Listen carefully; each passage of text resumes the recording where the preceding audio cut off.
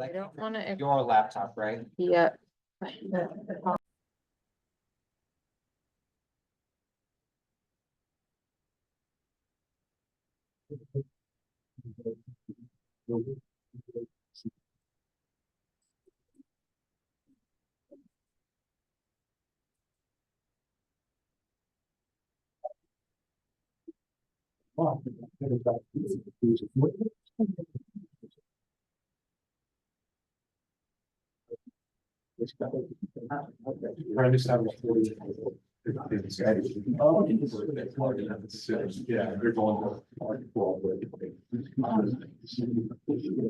I never got that. Yeah. I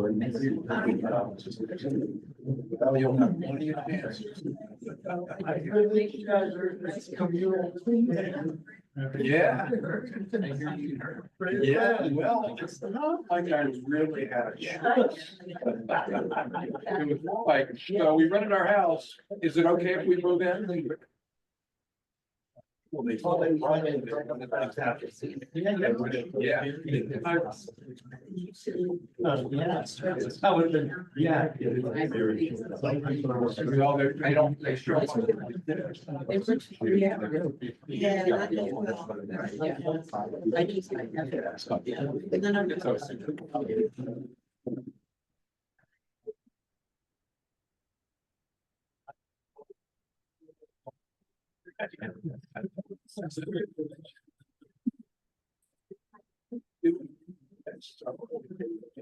Weeks, because they rented water away. So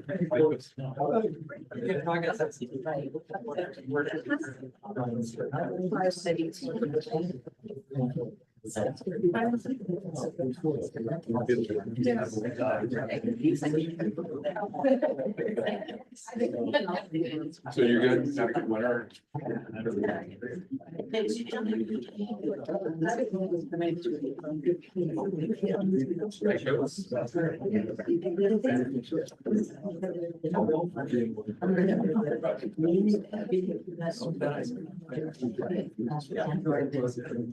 So the internet, I went to the Masters, spent the night in the. Oh.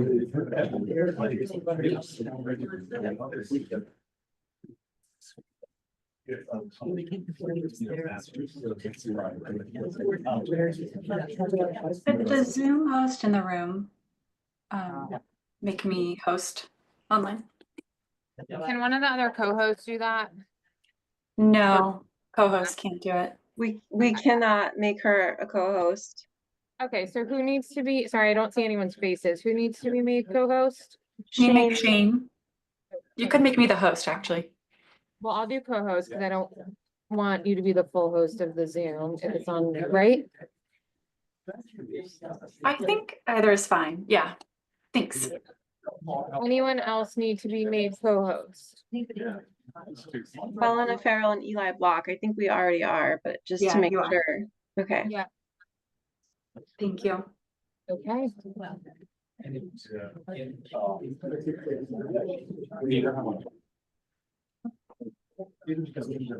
Are you wanting me to click? And are you reading off of here or are you reading off of there? I'm gonna read off of Okay. there.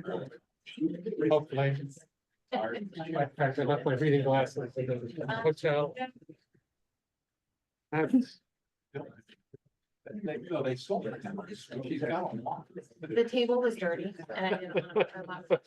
But maybe, you're, you know, I think in the last 2 years, I've seen her. Yeah, I mean, I can see her down there only, but you know, there's a lot of houses now. I wasn't even. I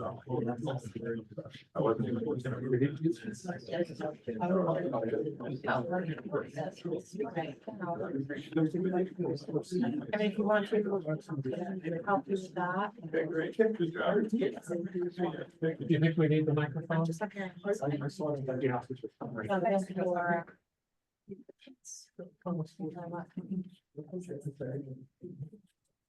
Is it just the one speaker? Testing, testing. All right. We're gonna start in just a few minutes. It's 5:30. We're gonna start right now. Hi. Hello. Welcome. I'm Leslie Snell. I'm the Director of Planning. Thank you for coming tonight. This is our second public engagement event for the master plan. It's sponsored by the Planning Board. Tonight it's going to go from 5 to 7, and then tomorrow the second session will go from 9 until noon. Thank you all again for coming. We have some interactive stations that we'll get to after a quick presentation by our consultant, Peter Flinker. So I will turn it over to him. Thanks. I'll take this down. There we are. Is this working? Yeah. All right, phew. Did a little bit of an adventure because we started in the middle school cafeteria and then discovered that there's bingo. So if we get slow over here, you can go over to the middle school cafeteria and play bingo. But no, this is going to be almost as much fun and similar odds probably. So it's great to be with you again. I'm Peter Flinker with Dotson and Flinker, and we're a sub-consultant to Judy Barrett and Barrett Planning Group. And Dylan is here from my firm, and Laurel and Lily and Greta. And they'll have a little bit less tonight because tonight is sort of giving you a chance to look at the maps and write stuff on the maps, which we'll explain.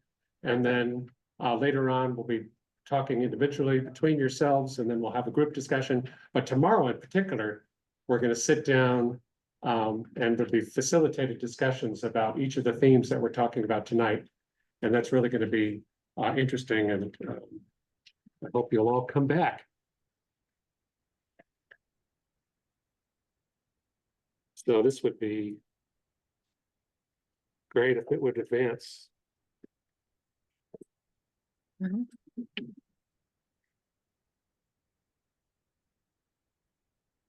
Yeah. Is that happening? So, a lot of you, I think somebody mentioned that they were involved in a similar process, what, in the 1980s? This is something which towns do under state law. Beyond sort of the fact that you're supposed to have a master plan that should be adopted by the planning board, there's not a whole lot of rules. But the state statute does list the typical plan elements that you're probably familiar with: historic and cultural resources, natural resources, open space, land use, economic development, etc.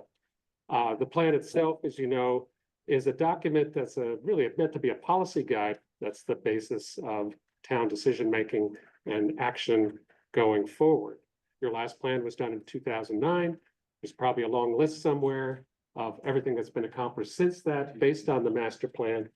But we really want to focus on this weekend and what the plan needs to be going forward, and particularly what are those actions that we want to take? Absolutely. Because the other danger in master plans is you come up with 100 things that you want to do. Some of them get done, some don't. But really, between tonight and tomorrow, we want to talk about, what's our vision for the future of Nantucket? What's the most important thing to do, and in what order? We'll talk more about that tomorrow. What do you have to do now to prevent something bad from happening? What do you have to do now to get to somewhere you really want to go? And then really prioritize those things that are going to help you move forward. And as part of that, it's useful to have an overall vision and some goals. And we'll talk more about that. And then from that, to define visions, define actions for achieving the goals. So the phases of this master plan update, which a lot of you are probably familiar with, starts with typical inventory and assessment of existing conditions.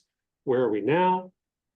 Identifying key planning issues, again, sort of based on issues that are current, issues that are evolving. What are the things that we really need to deal with in 2025? And then based on that, creating goals and policies, and then an implementation program. As you know, a lot of you have already participated probably in some of the public engagement process, which included interviews with more than 70 stakeholders in September and October, a community survey with over 1,600 responses, kitchen conversations, which occurred over the winter, small groups of people hosted by residents, some very interesting results from those. And then in February, we had a visioning kickoff with Chuck Marone, who came in with some stimulating sort of points of view about the island And part of what we want to do tonight and tomorrow is kind of debrief about that. I mean, he was challenging in many ways, but we want to think about what did we hear a little bit from the February session and then move forward to sort of where we want to go. So how do we get from an inventory of elements to a vision for the future? I mean, if you participated in master planning before, typically historically it's been pretty siloed. And there was sort of a reason for that, to sort of look specifically at each element and not let anything get forgotten. But the danger is, as you've experienced and as you can imagine, as you focus so much on each different part, you don't see how they interrelate. And so what we want to do tonight, tomorrow, is sort of go from this list of separate elements and really think about how they work to sort of create and support life on Nantucket. So we're going to be grouping these in sort of natural systems, built systems, and community systems. And this, again, is kind of a pretty common way of doing master planning now. But again, the focus is on going from the mere facts of things, like you have a certain amount of open space, or there's a certain amount of wetlands, there's a certain amount of sea level rise, to go from those facts in this current moment to thinking about how they work in terms of long-term system dynamics and functioning. So, you have a transportation system, which you can describe it as a certain amount of roads, a certain amount of trails, certain bus routes, but the function it has is much more nuanced, right? It's getting people from place to place. And we've already heard a lot about the issues with traffic at certain locations. And that's about the function that's created by the physical facts on the ground. So long story short, what we want to focus on then is how these different elements really function in the landscape. Natural systems, for example, they're made up of communities of plants and animals, again, different kinds of soils and water features supporting certain kinds of life, but they really serve this function of nourishing a unique community of plants and animals, supporting the island's scenic character and the quality of life, which you enjoy. So this includes the natural landscape of forests, grasslands, marsh, so on. It includes the ecosystem, again, the sort of functioning ecosystem of plants and animal communities that thrive in that natural landscape, and also surface and subsurface water supplies. So again, there's already been a lot of data collected, and we're not going to spend an hour sort of reading through all of the facts and figures about natural systems and so on. But we really want to focus tonight is what are the trends that are going to impact these systems, and thinking about these trends and projecting them to the future, what is the issue for today? So this is just some of the more obvious ones. A lot of these are things that we've already heard through that previous public meetings that we've had. So obviously climate change, extreme weather, sea level rise, flooding, and erosion are on everybody's minds as trends for natural systems. A little more subtle is the change in land cover and the continuing process of plant succession and changing animal communities just over time as the moors evolve into going back to forest land.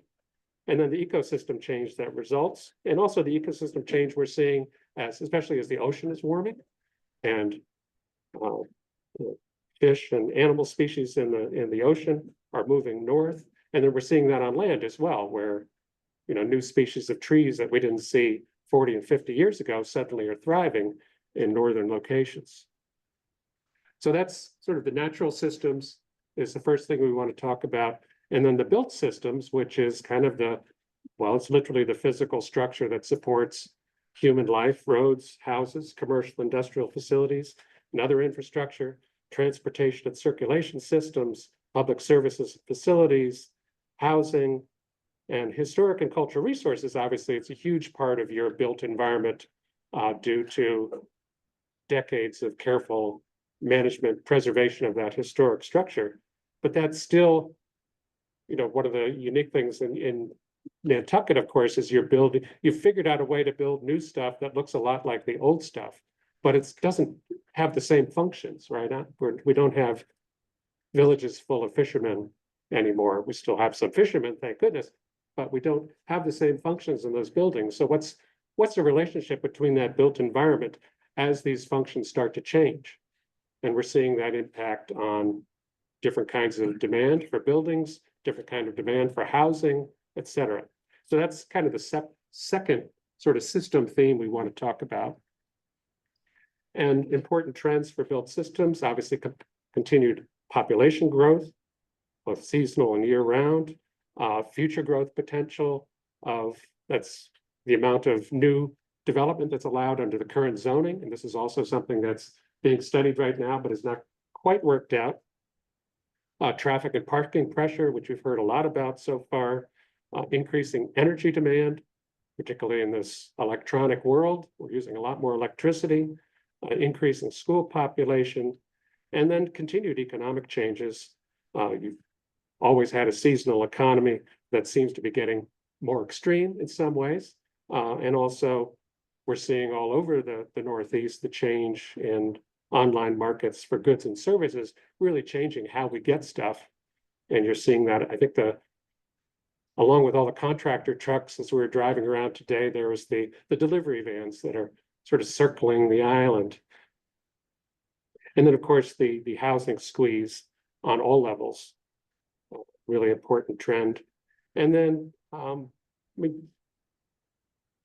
I think a continuing trend is the extraordinary level of historic recognition and conservation, which is based on your value of this incredibly historic and beautiful place, right? And that's, I guess, one of the things we want to talk about is what's the trend for that in the future?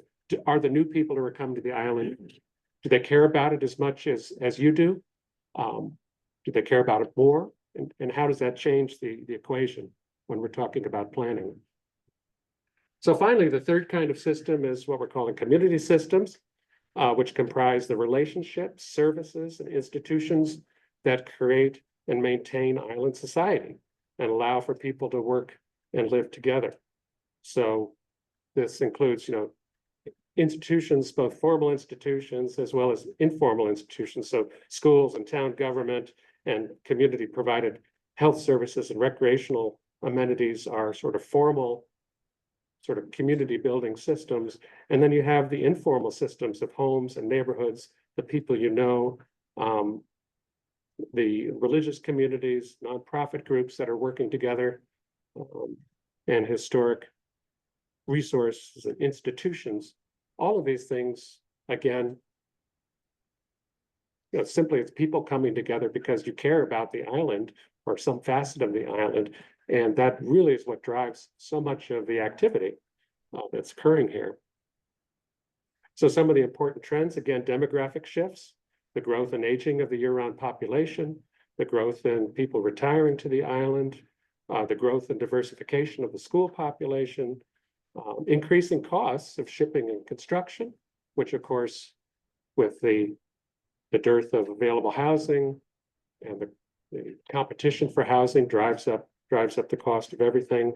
The changing labor market, again, as we move into a service economy where you don't have sort of that many middle-class jobs anymore, and you have a lot of people who are helping to keep things going, but they're not making enough to afford housing. Pressure on religious communities, which is something that's been happening for decades. There used to be places that really were organizing towns and neighborhoods, bringing people together. And now, well, one of the things we want to talk about is what is the role of your religious communities and other groups on the island. The increasing cost of government services, again, which long-term trend, which really impacts schools and just the ability to provide those services. And then the potential move to a town council form of government, which is perhaps a solution to some of these other challenges, but something which does impact a lot of these other elements of the community life.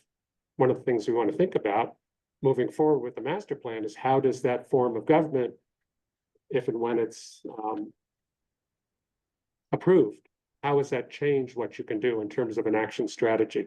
How does that change what you do in terms of ongoing planning, which could be very significant? So tonight, we want to look at each of these systems and ask, First, what's the most important to preserve or improve in coming decades? How has each of these systems been impacted by change in the last decades? How will be impacted in the future? And how will that change the function of some of these systems? And then what needs to be changed or improved to meet Nantucket's future needs? And tomorrow will really be building on what we hear tonight. Tonight's going to go pretty quickly, I think. And then tomorrow we'll sort of give you a summary of what we heard and continue. So I'm really happy to see so many people here tonight because hopefully this starts the conversation. Again, tonight is really about sort of listening to your ideas and your thoughts about what's important to deal with. And then tomorrow we're really going to drill down into what changes need to be made. What are the sort of key areas that we want to focus on and why? So this, again, we're going to talk a lot more about tomorrow, but generally what we're trying to get to by the end of the session tomorrow is maybe not a shared vision through everybody, but individually an idea, and you'll be having a chance to record that and give it to us, an idea of where the island should be in the future. And this begins with a mental picture of what residents want the community to look like and feel like and work like in the future. And this will be, what's the time frame of this plan? 20 years or just 10 years? 10 years. So what's our vision for the island in 2035? If I have my math correct. And then it's really an aspirational statement of where we want to be. So what can the community be at its very best? Tonight, pretty much it for the presentation. We're going to give you a chance to look at 3 large maps of the island for the next 40 minutes or so and record some things which Dylan is going to help introduce. Then after that, we're going to get together and talk individually and then as a group. And that'll be it for tonight. But we really wanted to give you a chance to talk among yourselves, record information on the maps, and then give feedback to each other as a group. So talk about the pair and share afterwards. Dylan, take us away. So as Peter said, there are 3 maps, and those maps correspond to the 3 themes of the outline. So one of the maps is about built systems. One of the maps is about natural systems. One of the maps is about community systems. You'll see on each table there are pink and green Post-it notes and a bunch of markers. So what we're looking for are on the green Post-it notes, we're looking for you to tell us about the island's assets. When I say assets, I don't mean just money. I mean everything that's valuable about Nantucket. So whether it's people, it's historic resources, it's natural places that you love. So write those on the green stickies and try to think about the system map that you're on. So focus on the natural things you love and that are valuable and that will be useful for the community going forward on the natural systems map and do likewise on the community and built systems map.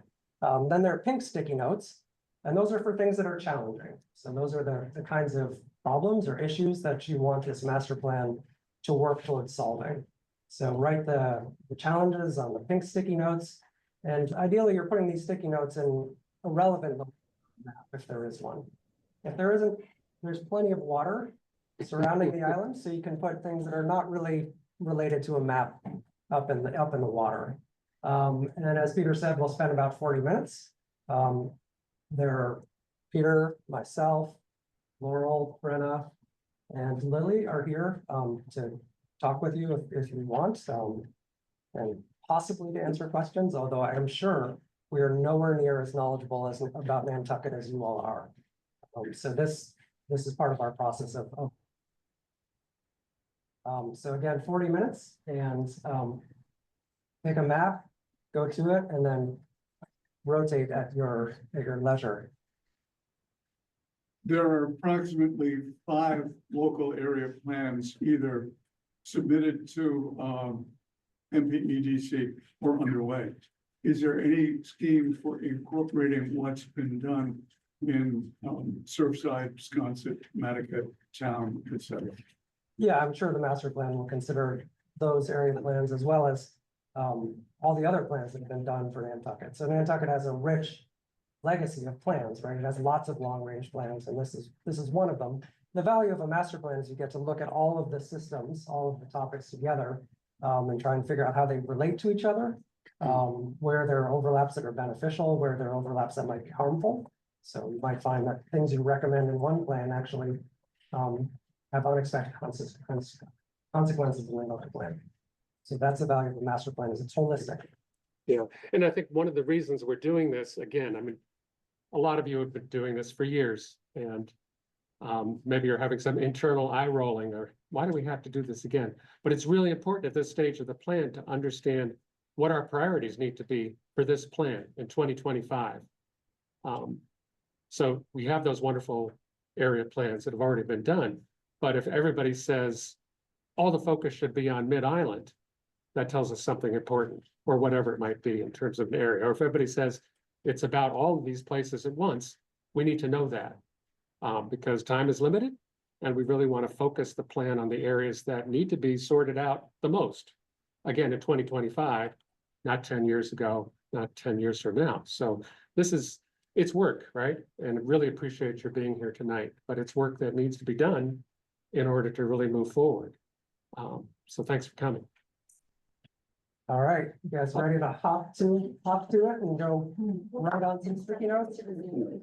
They'll tell them why. Oh, okay. Great. There's a whole system of that that they're doing. So those of you folks on Zoom, you will be getting your instructions from the facilitators in just a moment. So I'm gonna go ahead and mute the room here, so that way you don't get all the feedback and the background noise, okay?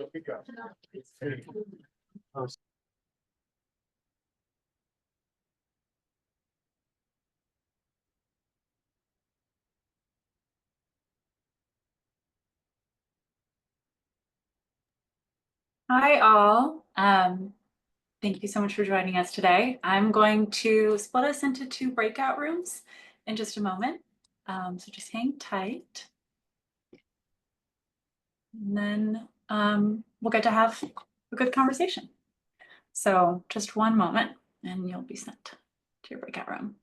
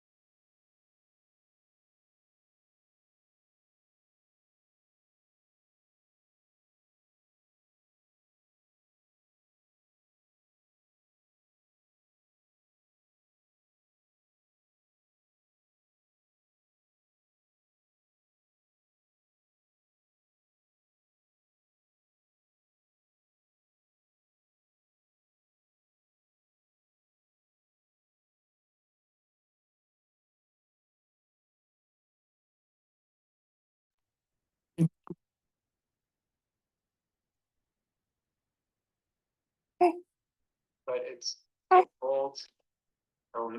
Then say asset challenge or both, I'll write both. And say for the natural system. And for the community asset or challenge, set to. Oh, sorry, I guess this should have gone down there. That was the description. And then I will say that. So that's basically the format.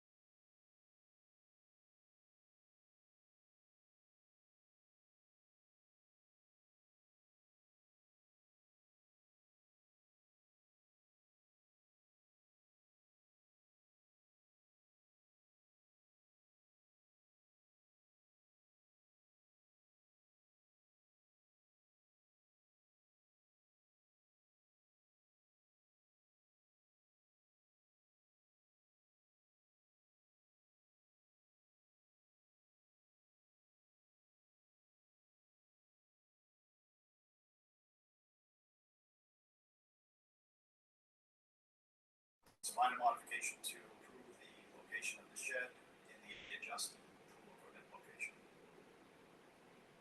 All occurring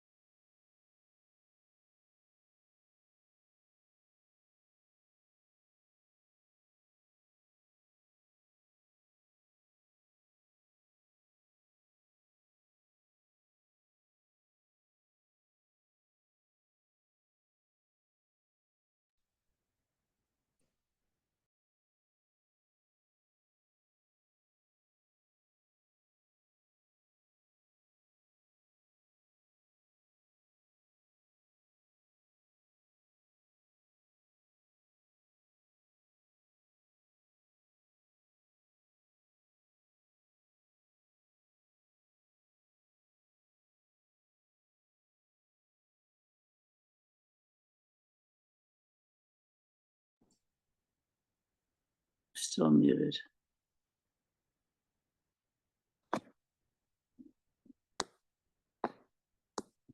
Got that on high.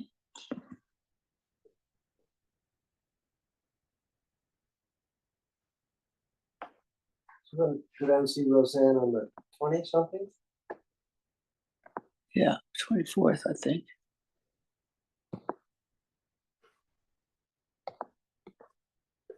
Okay, so what's happening here?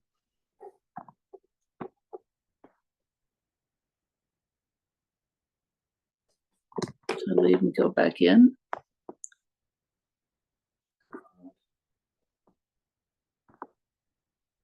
Speaker view.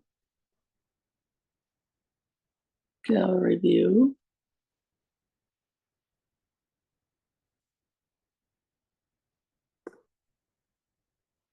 Director view. Come on.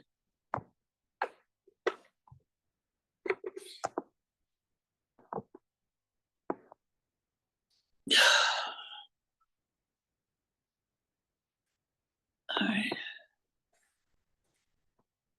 Back to meeting.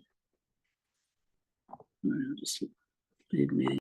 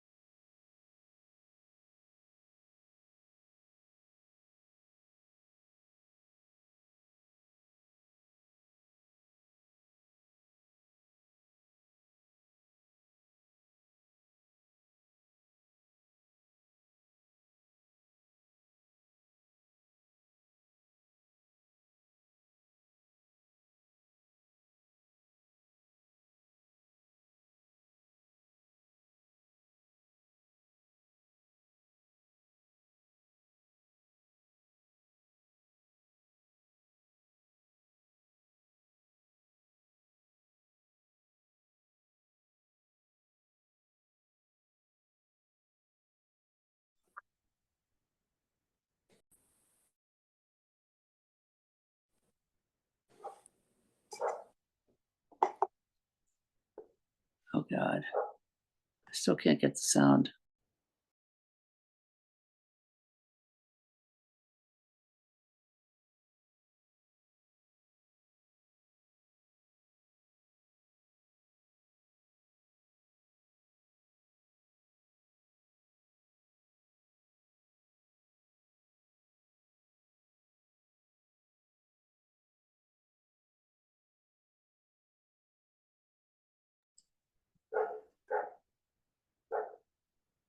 Oh God, cancel that fast. Well, that's too bad. What's happening? Can't get back on or? Yeah, they're back on. I can't hear. I'm not getting any sound.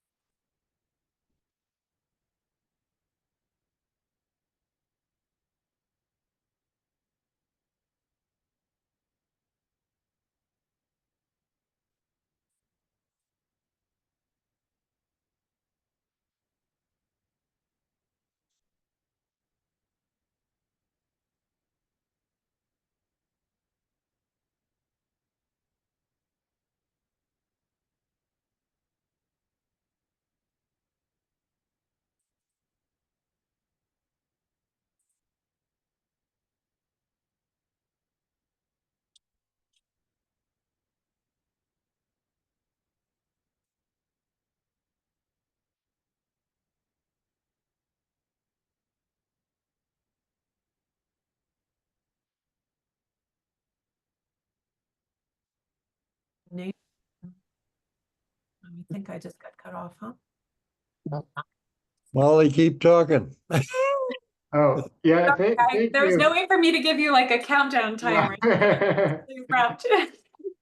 Thank you. That was a great discussion. And yeah, hopefully you all can make it tomorrow morning.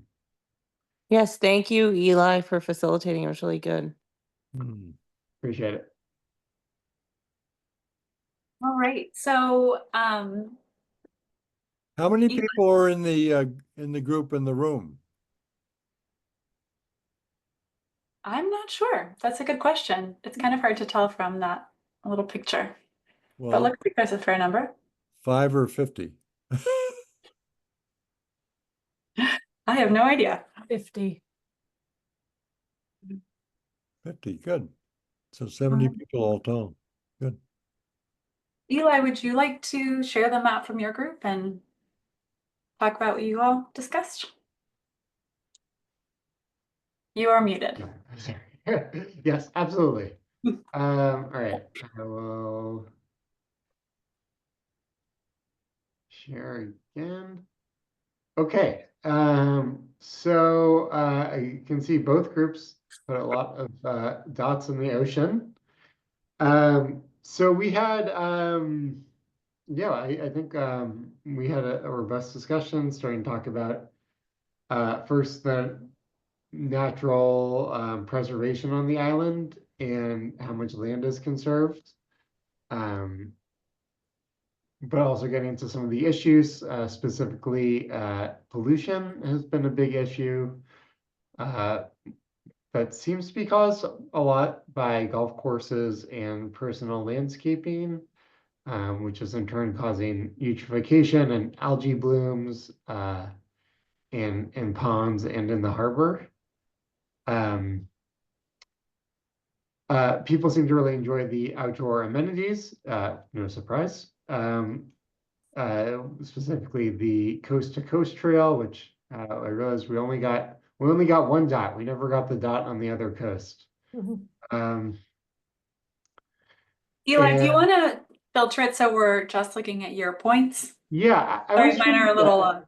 How do I do that? See the filter buttons on the bottom? Oh, the bottom filter buttons. Okay, yeah, I Yeah. only saw the top ones. All right. Like the second one, and turn just yours on. Yeah. Great. There we go. Okay. Um, yeah, and then we spent a long time talking about housing and what a challenge that is in the community. Um, the fact that housing has gotten so expensive so quickly, and that it's caused people who work on the island to commute. I learned there are 1,000 people every day who are commuting, obviously by ferry onto the island, which must be quite challenging for those people. And yeah, a lot of the difficulties that go into that, just the cost of building, the cost of land, the lack of availability of land, and then also the conflict between wanting to develop housing, but also wanting to preserve open space, and that these two things that many people support are sometimes in conflict with each other. I'm sort of these are my thoughts, but things we talked about. We didn't get into the conflict between those things as much, but talked about both of them. Also, one thing that really came through was the help that is available in the community and the sense of place. Seems like community systems are generally, people are very positive about them. Specifically, the bus system got a lot of people were really excited about that. The buses have become free recently, and ridership has increased. I think it was 90% in the last couple of years, and it's a great way for kids to get out and get around the island without needing their parents, without needing money. And yeah, we talked about some programs like the Island-wide Youth Orchestra, and yeah, just generally the support that people on the island have. People are really invested in the success of Nantucket, and that includes year-round and seasonal residents, particularly seasonal residents who have been there for a long time. Yeah, that's most of what we talked about. We talked about traffic and parking, whether there's too much parking or too little parking. And it seems like the answer is both. For now, it looks like maybe Mexico. And yeah, Shane, you wanna does anyone else have anything to add, or Shane, do you wanna share your groups?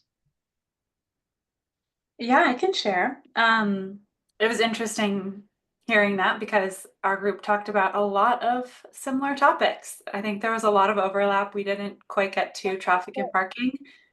Maybe we can talk about that more in our large group discussion. But yeah, a lot of commonly held sentiments. Let me share my screen. So yes, we also had a lot of off-map topics, which didn't quite fit anywhere in particular, but I would say some common themes, like you said, Eli, were about just the immense sort of development pressure on the island, and the cost of housing, the development of sort of like McMansion style housing that is making it harder for people who are maybe low or moderate income to find a place to live, and the need to commute to the island for work. We talked about how a large part of our conversation focused on how like there are rules and regulations, but they're not being enforced, and that sometimes financial interests of people who are developing are taken more seriously than other needs on the island, like for a year-round community and to preserve natural resources and things like that. So we talked about the need for more enforceable regulations to protect community character, and to ensure that it's a livable community. We talked about the need for more data about certain aspects of the island. Angela, I'm going to mute you.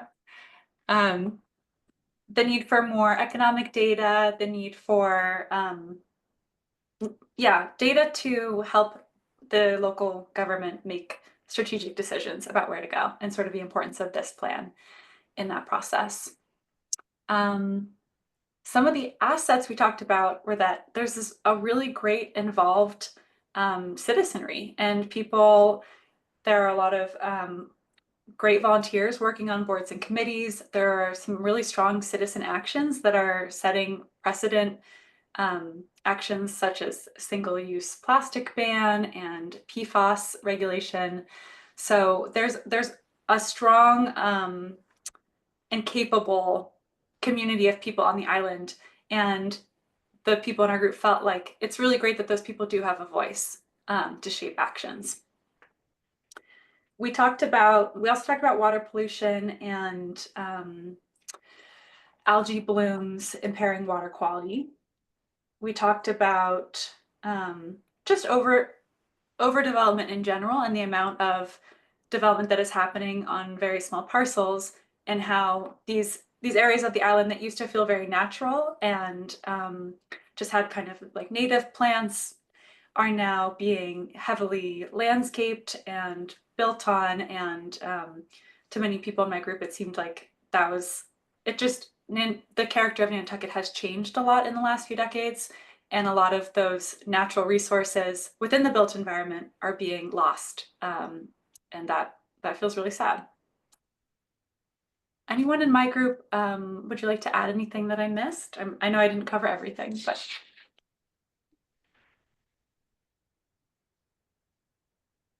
I think you did a great job. Okay, good. So yeah, as you probably all heard, I think our groups talked about some similar topics.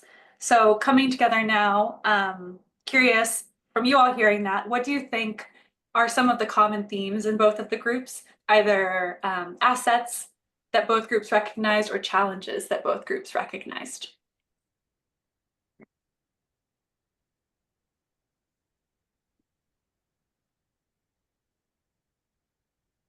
We have geometry challenges. Preserving our natural resources is something we hear over and over again Mm-hmm. as a key sort of core value that we should be thinking about with many different planning things. As well as I heard a lot about maintaining our historic values and what that means exactly and how to make sure we do that. Right, yeah, I didn't touch on that as much, but preserving the historic character. Actually, I think I'm not sure that this was even mentioned in our group, but one thing is being mindful of the sustainability of Nantucket with all of the building that's happening. That is something very, very important. You mean the building process itself, not like being more or less construction, needing to be mindful of the limited, resources on Nantucket and mindful of its sustainability, that it is an island. Mm-hmm. Yeah, Hillary? I think there was a universal feeling, it sounds like in both groups, that the development is out of balance with the island, that there's just overdevelopment, it's not being careful, it's causing harm, and we just have to have a difficult conversation about how we can bring things back into balance.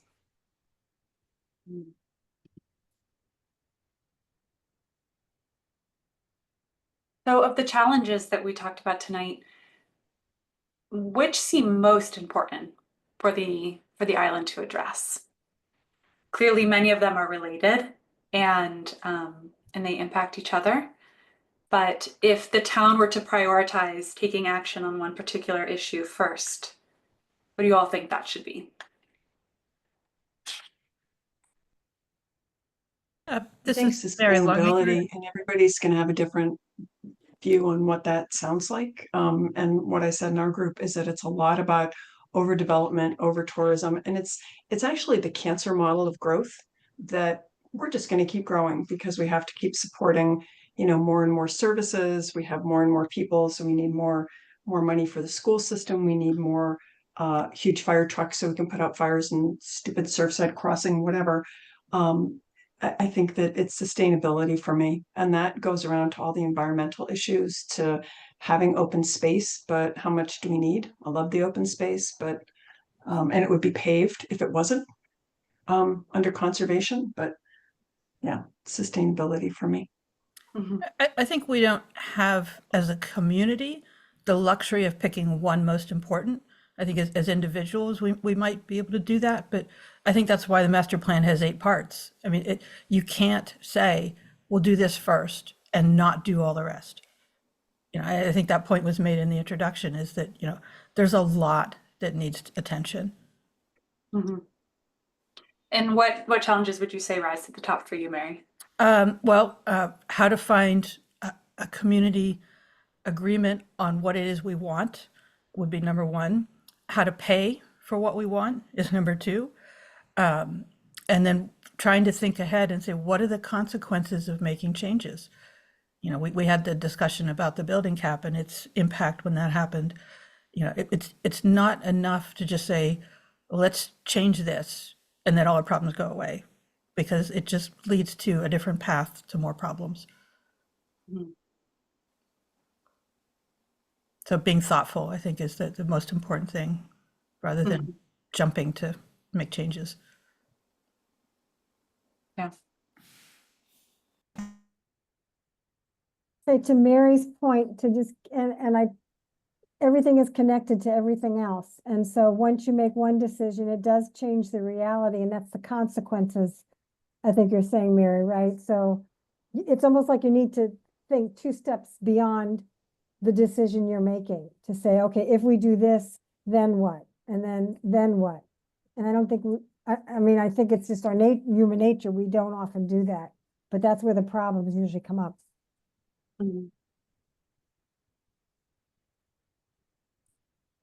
Mary said, you know, what do we want? What do we want? I might say, what do we want to be 10 years from now? And kind of work on that side of the picture, and then say, how realistic is it, or how universal is that feeling, whatever it is. That dialogue, we keep solving problems along the way, but we don't necessarily know where we're going. And this success of Nantucket as a tourist mecca is really challenging sustainability. I think an important thing that our group talked about is, I mean, I think everyone recognizes there are challenges, but I think we need to be practical, as Mary pointed out, like we need to be thoughtful. And I think we all need to work together, because ultimately everybody really cares about this island and everybody wants to ensure, you know, we're doing the right thing. But I think we need to really emphasize that we all need to work together. And I think, Mike, you brought up, like, when we're working together, the different groups, we're a lot more successful than kind of being broken apart into different factions. So I think that really working together and coming up with a cohesive vision is going to be really important to be successful. I think what Abby said, one thing that's really, really important, we all love this island. For different reasons and maybe in different ways. And one person's expression of that may not match the expectations of another person's expression of that. But we need to remain grounded in the fact that we're here because we love this island. It's not the easiest place in the world to be, but we all chose it. That was brought up in our subgroup, that Nantucket really creates a sense of place. And, you know, whether you've grown up here or, you know, what they call Washashore, or, you know, what Mike was saying is family all meets on Nantucket, and it's really become where their family can come together. And, you know, it's a different thing for everybody, but we all think of Nantucket that way. Yeah. So I'm hearing a lot of comments about sort of community building in a way, like coming together as a community, identifying a clear vision, aligning efforts, right? Like bringing people together who are working on different issues to try to work towards a common vision. And using like the love of the island as that uniting element. Does anyone see how I think it's important to, at least from my point of view, there is a tremendous amount of community on Nantucket. Mhm. It's not like we're going out to try and create something. It's sort of the commonality of elements and, you know, support of the vision, where we're headed, and bringing the dialogue together. I mean, the other thing is it's hard to live here. People's time is you know, to get into these things, and that type of thing is a dear resource. So, Right. I think at the base of it, there's a tremendous amount of community here. Hmm. Yeah, so just building on that incredible resource that already exists. It's maybe just exercising it together, and, you know. Yeah.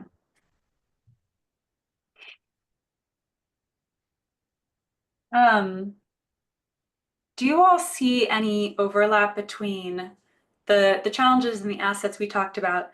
Are there any ways in which, like as you were listening to Eli and I rattle those off, that you thought about sort of synergies between assets and challenges, or ways that the assets the island does have could help meet some of those challenges? Maybe Well, I nominate Benjamin to discuss parking with you. I thought he had a great discussion of parking in that vein. Are you there, Benjamin? I am here. I don't know that that exactly answers your question, but if I was going to try to connect it, I'd say that Nantucket's such a beautiful place to be outdoors that it allows the opportunity to in a way that it's not possible in many places in the United States. People can really move about, walking, biking, being outside in ways that are really comfortable, and we could design the town in ways that it's not necessarily possible to design other towns and cities. Mm-hmm. We also have tremendous resources in the community, from the diversity of backgrounds, the number of professionally skilled people that bring experience to bear, the passions of so many people. I mean, there are a lot, I'm assuming, of communities where people just don't care that much, or don't feel empowered to act very much, or don't have the budget within the community to create change. So the fact that we have all of those counterbalances some of the extra difficulties that we have by being an island. Mm-hmm. Good point. Yeah.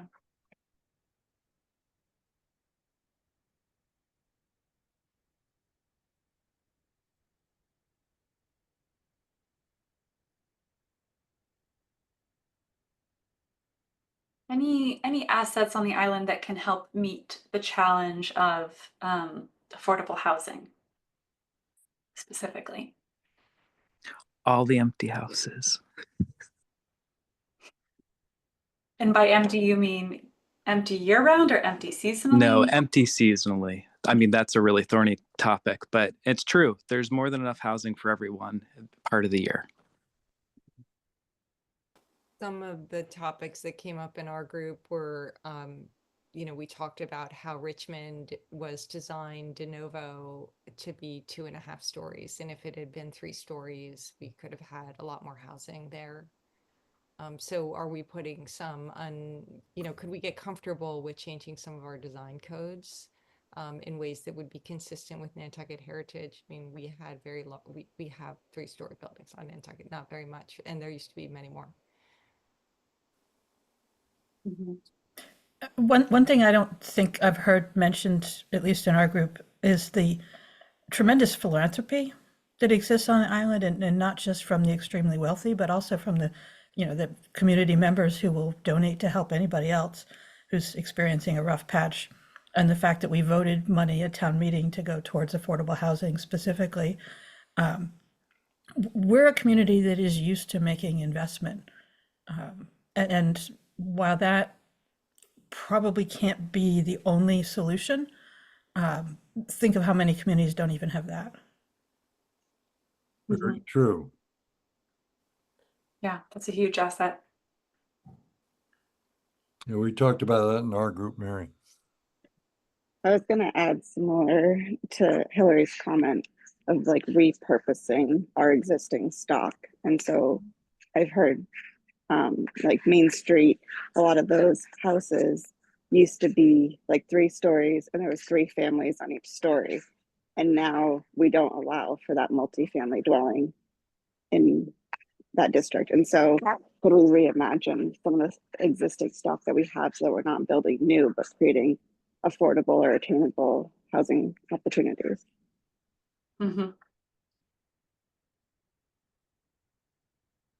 We talked about, you know, we are creating all of these rear lot subdivisions where the owner is creating a market rate lot and they're going to sell it to, you know, it's not going to be used for year-round or affordable housing. And you know, you can't make someone deed restrict their lot if you're willing to grant them the right to subdivide their lot, but we don't have to grant those rights, and we do have a covenant program. So could we sort of tighten things up to really force folks to use the covenant program more than they do?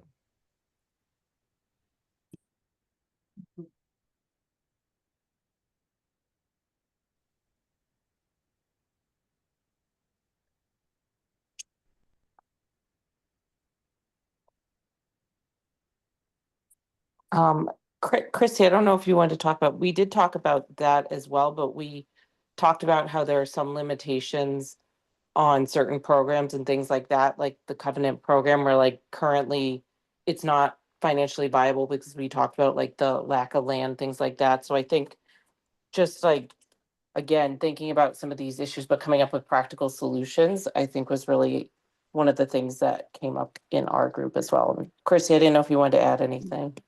Yeah, I was gonna say, I think a lot of the challenges around affordable and attainable housing comes from needing a funding source. And I'm always one to advocate for a transfer fee, which I would say everybody's been helping to advocate for this at the state level, both seasonal and year-round residents. But until we have like a sustainable source of funding, it's going to be hard to implement or provide additional ways to increase affordable and attainable housing, because we can adjust the covenant program, but if it's still, you know, $1,000 or $1,200 a square foot to build on Nantucket, there's still going to need to be subsidies. And so we need to have funds available to be able to expand the opportunities. So talking about what asset exists, like our land is valuable and the state is not allowing us to utilize that to create a housing bank. Christy, you said you're advocating for a transfer fee? Yeah, so it would be similar to the land bank fee. When real estate is bought and sold, it would put a tax on, sorry, I'm putting my child to sleep and she keeps screaming. And so it'd put a tax on the seller of what we proposed is 0.5% on anything sold over $2 million. And that could provide substantial funding for housing. Mm-hmm. Yeah. And I think they're still pursuing that. Yes, we are. The legislation's in a 2-year session, so it may be another 2 years, but we'll keep pushing. And I think the atmosphere at the State House is, well, at the governor's office anyway, is positive on that. I don't know how the rest of the State House is. We're hopeful, but it's a big effort to get it over the finish line. You're right. You're absolutely right. Yeah. Yeah. Someone just unmute themselves.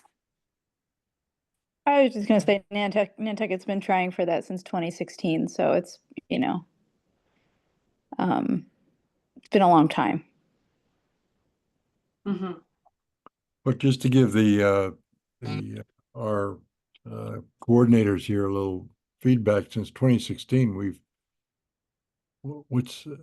allocated several hundred million towards the housing problem, which is enormous for a town our size. Yeah. Wow. Just That's amazing. the problem is so intense because of the cost of housing. So that money is going to fund affordable housing projects? Yeah. Yeah. Going towards the housing, towards the housing problem. Mhm. There are other people here who could comment more knowledgeably than I. Hillary, is that kind of what you were talking about, where money is being used to buy market rate properties? To use them as affordable housing?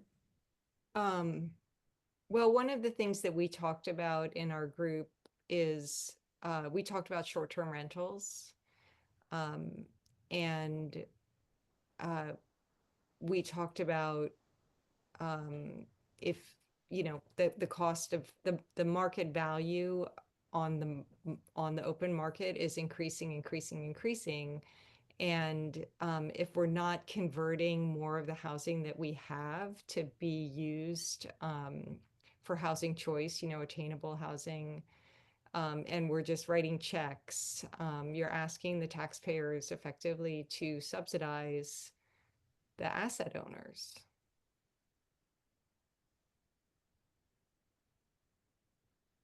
And it's not going to be enough because the amount of money that we need is so great. It's enormous. You know, the generous development that voters and neighbors have been willing to accept in terms of secondaries and tertiaries was done with the understanding that it would create more year-round rentals and that the market would provide that. But the market hasn't provided so much of that. So programs like Lease to Locals have helped. But we'll see what, you know, we'll see what happens at town meeting if there's more. There are people who believe that putting more restrictions on short-term rentals will direct those rentals more towards the year-round, or just certainly not, you know, less than 30 days. Yeah.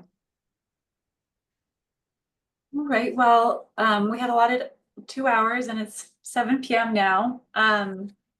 So just to wrap up, kind of any closing comments, and also just wanted to mention that there will be a part 2 of this workshop tomorrow morning starting at 9 a.m., which we would love to have you all join if you're available. And tomorrow morning we'll be talking more about the vision, which a few people brought up. What does Nantucket want to be in 10 years? So trying to kind of hone in on some of these challenges, assets, and the vision to create kind of a roadmap. So please join tomorrow if you can. But just a question before we go. Are the people in the room, did they do a map or?